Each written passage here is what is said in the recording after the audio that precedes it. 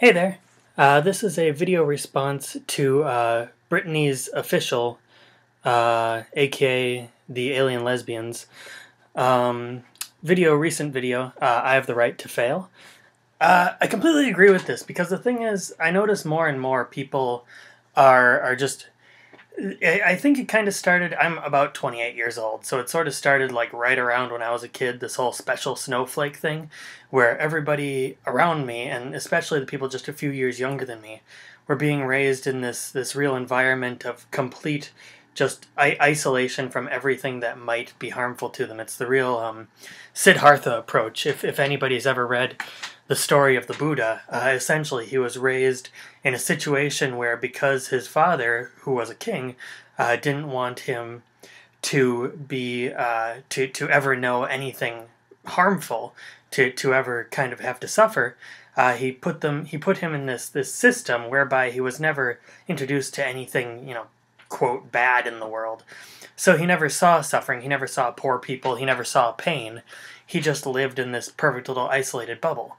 And one day when he finally did see somebody who was poor, or starving, I don't really remember what the story was exactly, maybe poor and starving, because those two tend to kind of go hand in hand, as I can attest to. He was just completely shocked. And the thing is, I notice more and more that it is ridiculously shocking to quite a lot of people when they realize that failure is not only an option, it's an inevitable. To me, at least, and I think to a lot of people who live for any length of time, failure isn't so much this momentary falling down. It's this necessity throughout life. Without failure, you don't learn anything. Without failure, nothing gets accomplished. If you just succeed from the beginning, well, you're just going to do the one thing that you've always done your entire life. It's like if I hadn't, if the computer industry hadn't failed during the time that I was going to school for computer science, I wouldn't have become an electrical engineer or electrical designer. If I hadn't have been so horribly bad at that, I wouldn't have gotten laid off. And if I hadn't have gotten laid off, I wouldn't have ended up writing my first book. I wouldn't be halfway through my second book.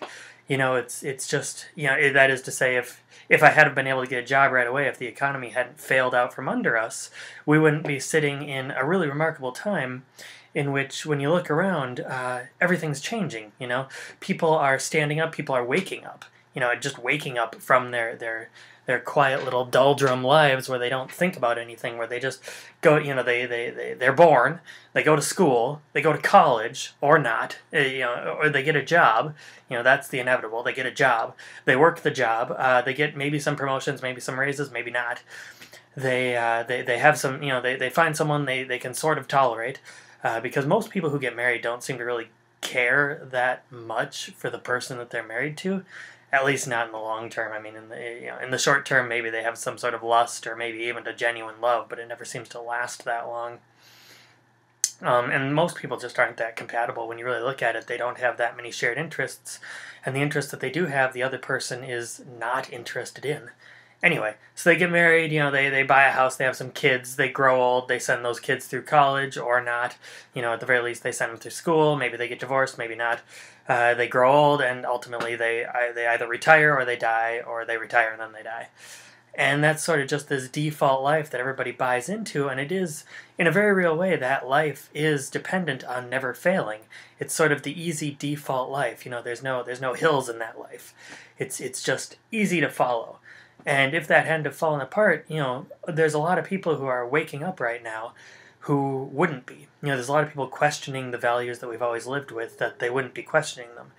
There is a lot of just kind of conscious thought occurring that wouldn't be happening had we not failed as a nation, as a planet, as an economy, as a species. Essentially, right now we are failing as a species, and I think that it's necessary because we're learning a lot from it, from this sort of global economic meltdown. Just 10 years ago, we were sitting in this position where we were marveling at how brilliant we were. We were essentially just sitting around whacking each other off about how just amazing we are. And it's really, I think the fall is necessary. It's teaching us that we still have a lot to learn as a species. and as individuals. And yeah, I think failure is the path to a better success. You know, if you have nothing but success your entire lifetime, if you're completely protected from anything that might affect you in any way, shape, or form, well, sure, you have a nice, easy life. You don't need to learn anything, but you also don't become better for it.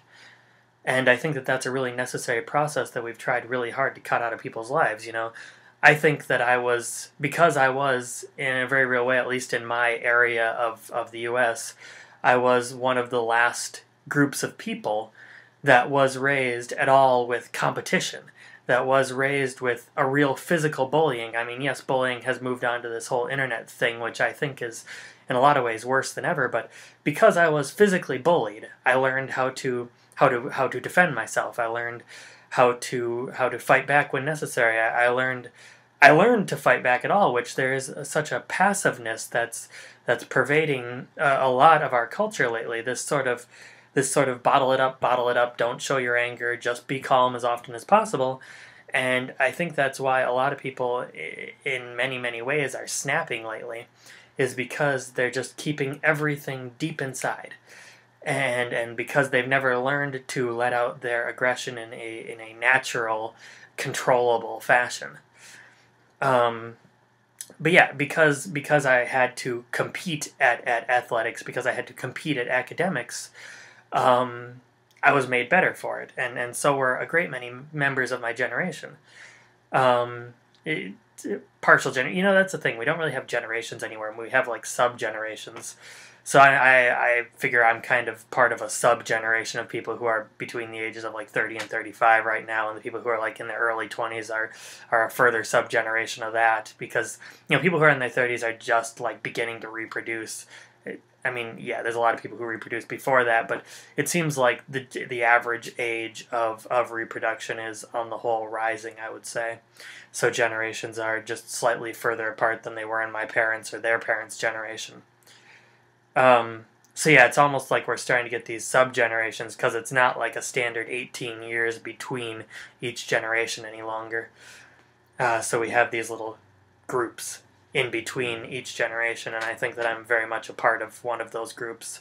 But anyway, yes, I think that failure is necessary, and not only that, it should be encouraged, because it you know, it shouldn't be discouraged, at least from the people who are around us. Certainly not from our family, who in a very real way, the people who are slightly older than us just can't understand the situation we're in, because we do want, quote, it all. You know, we want to feel safe in our day-to-day life. We want to do jobs that we actually like. We want to stand on our own, and we want to be around the people that we care about. You know, we want this nice little life, and the fact is that will take a lot of work and quite a bit of failure. And that's a lot of the things that some of our family's generations just can't get, you know. It's because they lived in a different time where there were different things that were important, and now they're established. It's like, yeah, you keep on seeing these news stories about how older people are losing jobs and they can't be hired again, but the fact is younger people are in the exact same boat. Once we lose our job, we have a very hard time being hired again as well. And recognizing that failure is a necessity of life, not just some accident that happened because of neglect or something, is very important, I think. And then there is, of course, the fact that a lot of people, once they reach adulthood, they start, you know, failing, and they cannot handle it. They don't know what to do with it. You know, maybe you fail a class in college, or maybe you just get a C. You know, maybe you suddenly start playing sports on some local team, and oh my God, they keep score. What if I lose? Ah. Or, you know, you lose your job, and all of a sudden it's the end of the fucking world for you, because you don't, you know, what are you going to do with yourself? You have no idea. You had no plan beyond that. The entirety of your plan was go to college, get a job, work it till you die. So, and that's a lot of people who lived their life with that particular agenda. And yeah, I just think this actually got way longer than your original video. But I would say that failure is not only necessary, it's important. It is a very it's almost part of the pleasure of life. Failure is part of what makes life worthwhile. Because fact is, we're not just here, we're not just here to do a job and succeed nonstop.